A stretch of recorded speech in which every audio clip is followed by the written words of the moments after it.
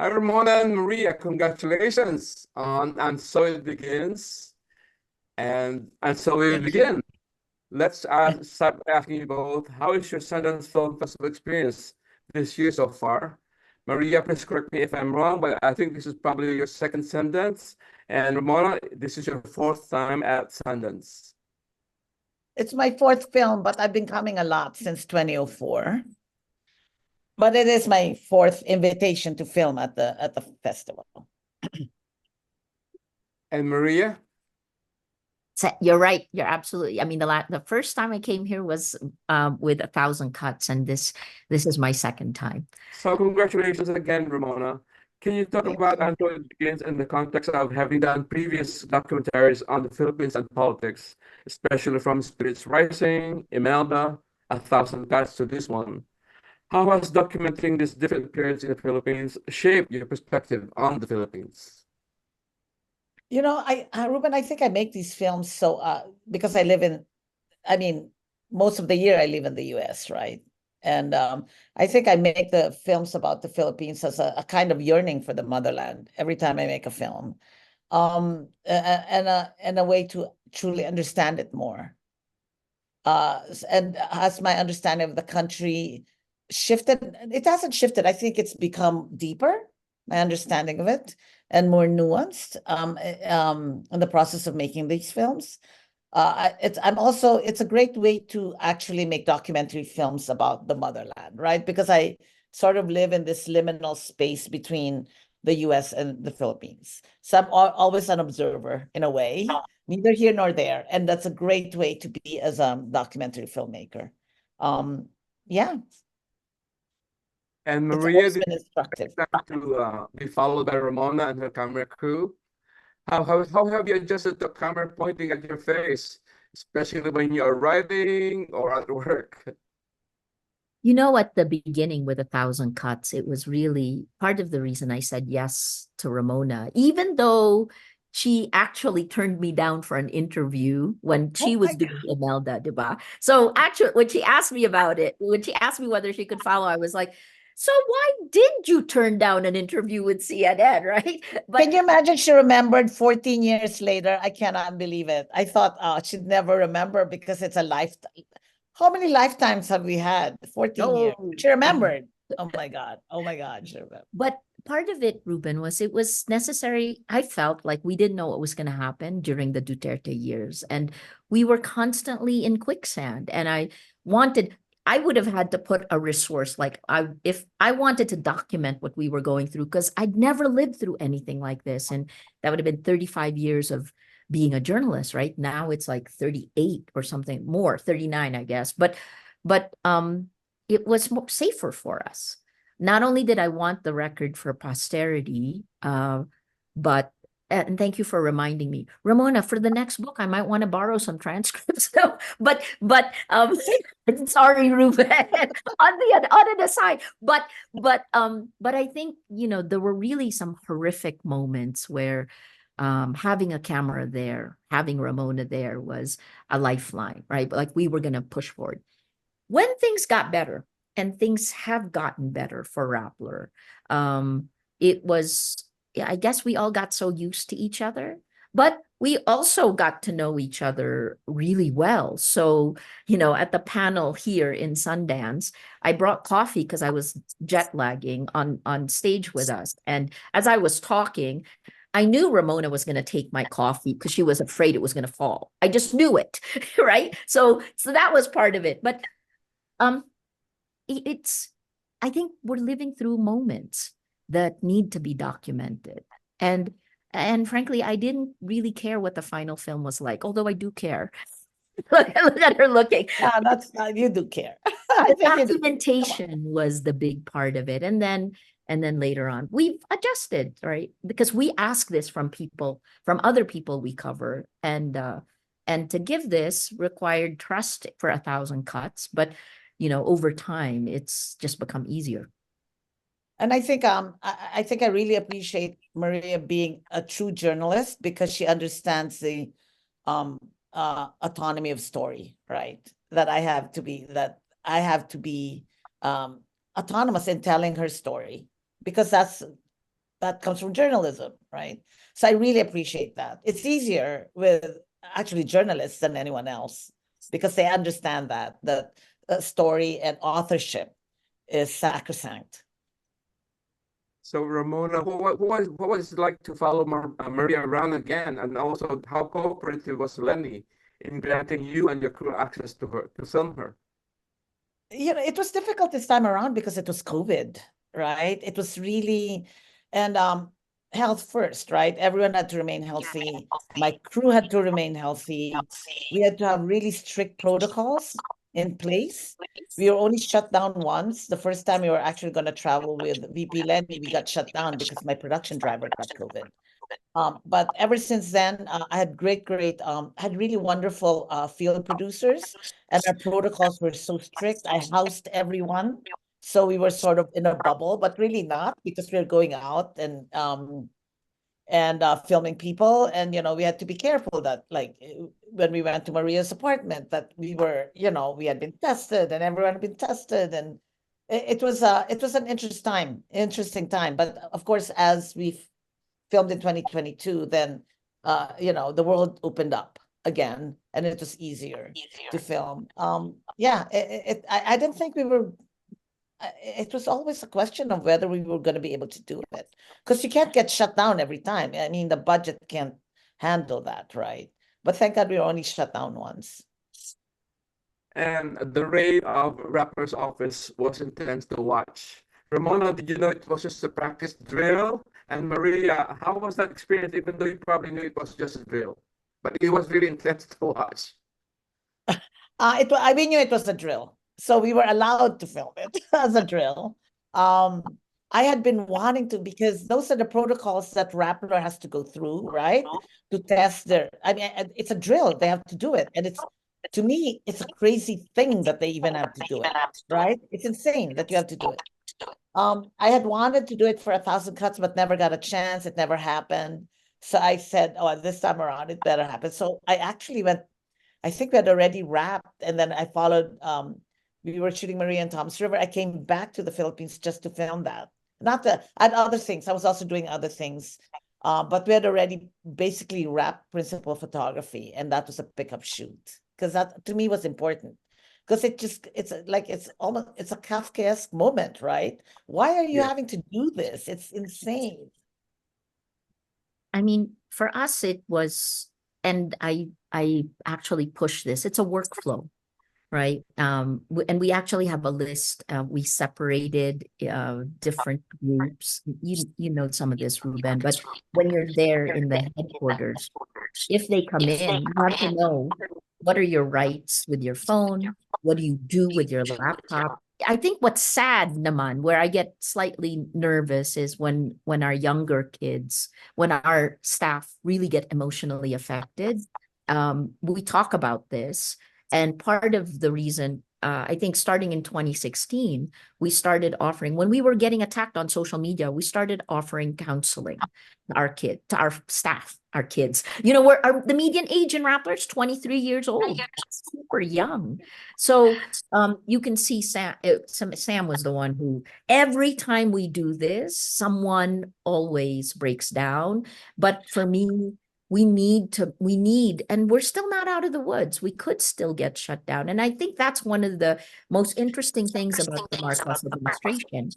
So we're still preparing for this. We want to make sure that we're prepared. Because when it happens, if it happens, we have plan B, plan C, plan D. And that's the only way you can operate if you want to be independent. And Ramona, having personally seen and filmed this huge crowd showing up for Lenny in her rallies, what was your gut feeling going into the 2022 elections? What was my gut feeling? Yes. I'm both a hopeful person, but also realistic. I saw the polls, I saw the numbers, but when you are in the midst of those crowds, you start believing that there might be a chance that she'll pull it off, right? And I think I let myself believe it, that she could, against all odds, pull off this victory. And that's why it was more heartbreaking when she did it. it's hard not to believe, right? Because when you're surrounded by all that excitement and all those people, 780,000 people on Ayala Avenue, right? But of course, she needed 14 million more to win, right? I mean, the numbers are staggering, but it's because of that collective positivity. You buy into it. In spite of myself, I allowed myself to believe that we could pull it, that she could pull it off. And Maria, what is the current state of journalism and journalist rights in the Philippines? And how are fake news and social media manipulation being countered by media outlets like Rappler? I think slowly what we've seen happen in countries like Russia started moving in democracies like the Philippines, right? And I think what's worrisome is that we voluntarily uh chill, this chilling effect, right? That we voluntarily lower accountability journalism, investigative journalism. I think that's what we've been fighting for, that we need to continue to do that, especially under a new administration, right? State of journalism, fighting for freedom, I would say. And since the Marcos administration took over, I would say the level of fear has slightly lifted. You can see that in the court decisions. Even the judges and the justices have been coming out with more court decisions. The fact that Laila de Lima has now been granted bail and can walk out of nearly 7 years in prison to fight her charges in court. That's a good thing. The fact that of the 10 criminal charges that Rappler and I had, that 8 have now been thrown out and there are 2 left, but I still have to ask the Supreme Court for approval. We cannot accept it. We need to continue working for it. And then I think the hardest part is making sure that we continue to fight corruption, because that's going to be critical. What can we do globally? I think this has been a lot of my focus the last few years. We need to demand greater accountability from the big tech platforms where you live in California. Social media has really corrupted the information ecosystem because of a surveillance capitalism model. We need to stop the insidious manipulation. Generative AI is now changing everything. So that's first. The second is that how is news going to survive without money? So we created the International Fund for Public Interest Media. We raised $50 million last year, and that is now being given out to news organizations, largely in the global south. And then the last part is we keep telling our people in every democracy that 2024 is a tipping point year, that we need to move people into the real world to actually be citizens before they vote, right? Because you cannot have integrity of elections if you don't have integrity of facts. And Ramona, are you there?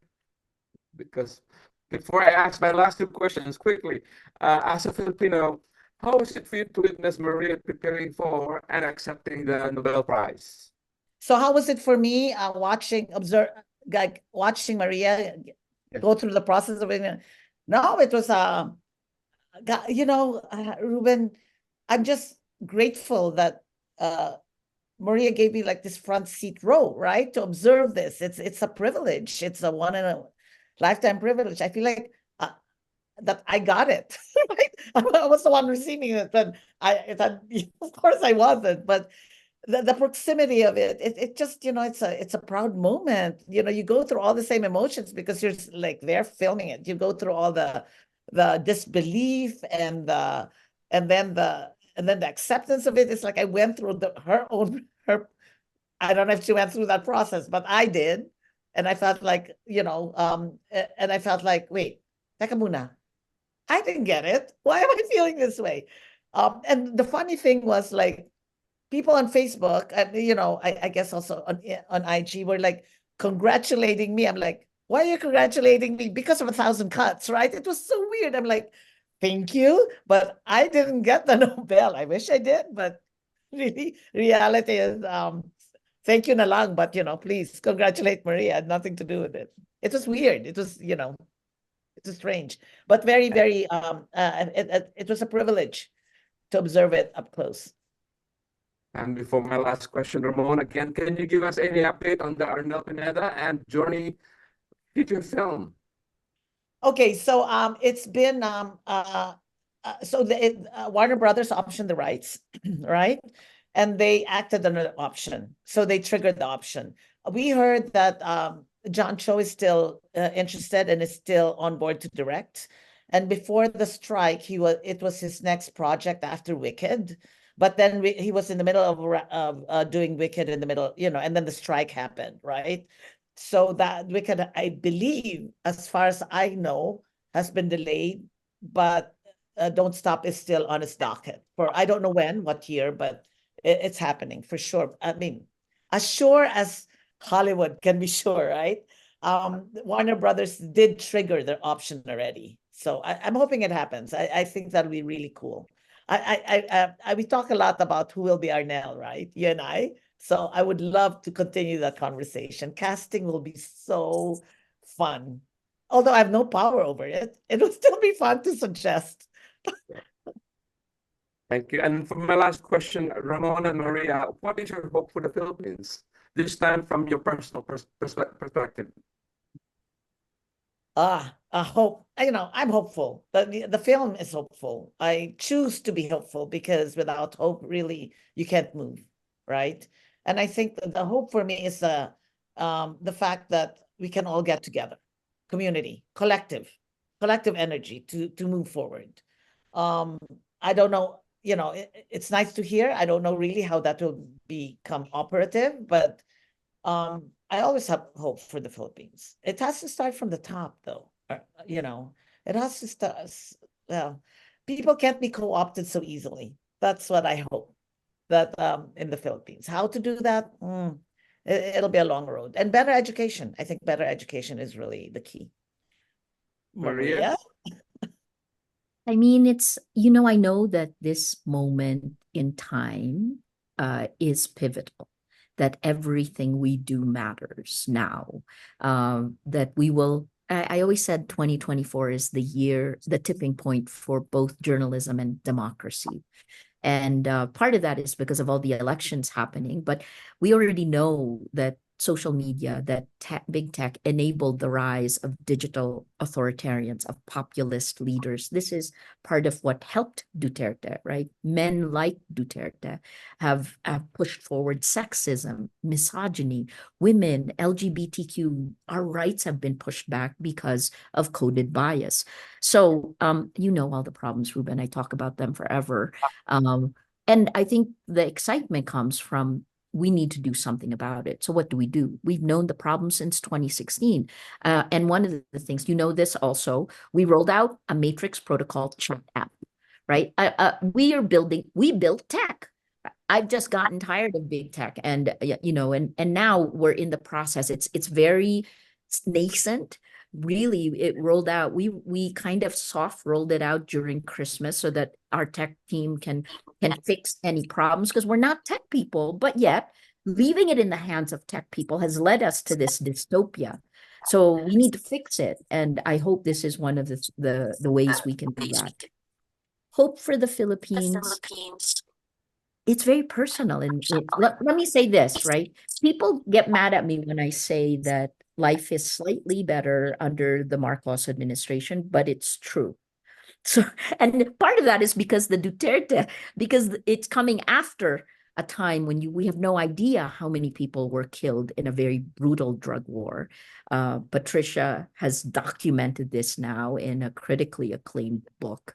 80 plus pages of footnotes, right? All of that, that gathering was under Rappler. And I guess the level of fear has lifted, which also then means it's a bit more chaotic.